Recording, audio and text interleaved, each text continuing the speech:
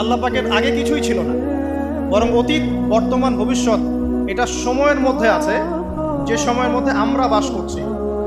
আল্লাহ রাব্বুল আলামিনের কাছে এরকম অতীত, বর্তমান, ভবিষ্যৎ কিছু নাই। আল্লাহ রাব্বুল আলামিন একা ছিলেন, তখন কিছুই ছিল না।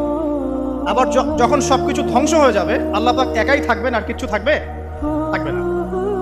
এখন আল্লাহ পাক সর্বপ্রথম সৃষ্টি করলেন আরশে আজিম। কি সৃষ্টি করলেন? এবং আরশটা পানির উপরে ছিল। কিসের উপরে? পানির উপরে। এরপরে আল্লাহ রাব্বুল আলামিন সৃষ্টি করেছেন কলম।